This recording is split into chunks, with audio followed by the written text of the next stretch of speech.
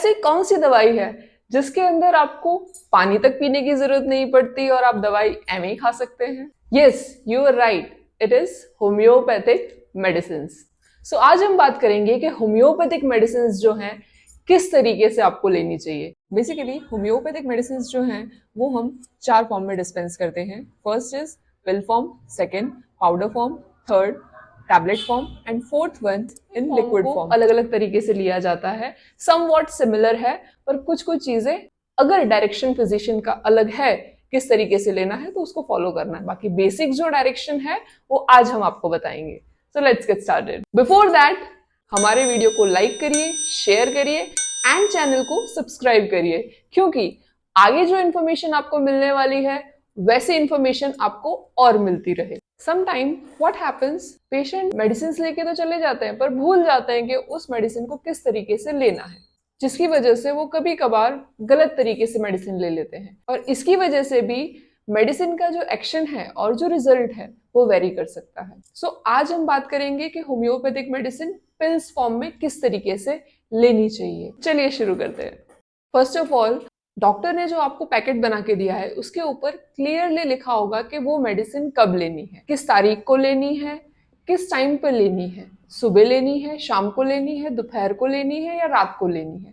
तो उस डायरेक्शन को क्लियरली पढ़े। उसके बाद नेक्स्ट स्टेप आता है मेडिसिन को बाहर निकालना।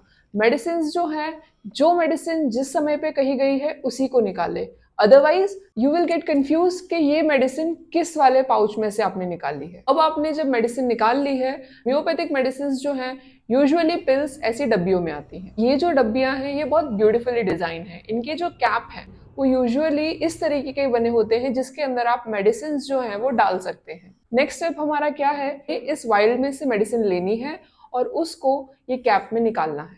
Remember, you don't have to touch the medicine. आपको मेडिसिन को टच नहीं करना है हाथ। इस तरीके से हाथ पे मेडिसिन कभी भी नहीं लेनी है। मेडिसिन अगर नीचे गिर जा रही हैं उनको भी आपको आपकी बॉटल के अंदर वापस से रिफिल नहीं करना है, क्योंकि जब मेडिसिन हाथ पे या किसी और सरफेस पे टच होती है तो उसके चांसेस होते हैं कि वो कंटामिनेट हो, जिसकी वजह से होम्योपैथिक मेडिसिन का जो एक्शन आना चाहिए उस तरीके का नहीं आ पाता। तो प्लीज मेडिसिन को टच ना करें और मेडिसिन अगर नीचे गिर गई है तो उसको वापस से उठाने की जरूरत नहीं है और उठाकर वापस से उस बॉटल में तो बिल्कुल नहीं डालना है। नाउ जब आपने ये मेडिसिन निकाल ली है उसके बाद ये मेडिसिन को आपको बिना टच किए कैप के थ्रू ही आपको जीभ के नीचे रखनी है and let the medicine dissolve by itself. Medicine को अपने आप डिसॉल्व होने देना है, उसको चबाना नहीं है या फिर स्वॉलो नहीं करना है, अंदर निगल नहीं जाना है। ऑल्सो जब कभी भी होम्योपैथिक मेडिसिन हम लेते हैं तो मेडिसिन लेने के मिनिमम 15 मिनट पहले कुछ हमने नहीं खाया होना चाहिए और 15 मिनट बाद कुछ नहीं खाना है।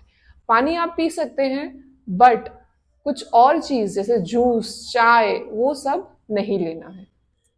ऑल्सो होम्योपैथिक मेडिसिन जब चलती हैं तब अगर आप कॉफी पीते हैं तो कॉफी आपको बंद करनी पड़ेगी। इसके अलावा कच्चा लहसुन, कच्चा प्याज अगर आप खाते हैं तो आपको वो भी बंद करना पड़ेगा। क्यों? क्योंकि ये जो सब्सटेंसेस हैं इससे हमारी होम्योपैथिक मेडिसिन भी बनती हैं, जिसकी वजह से पॉसिबल है कि जो एक्शन है ओरिजिनल मेडिसिन का उसके साथ में ये जो सब्सटेंस आप खा रहे हैं वो प्रॉपर एक्शन ना करने दे। इसकी वजह से सेफर साइड पे हम अपने पेशेंट्स को बोलते हैं कि आपको कॉफी नहीं लेना है, लहसुन और प्याज नहीं खाना है।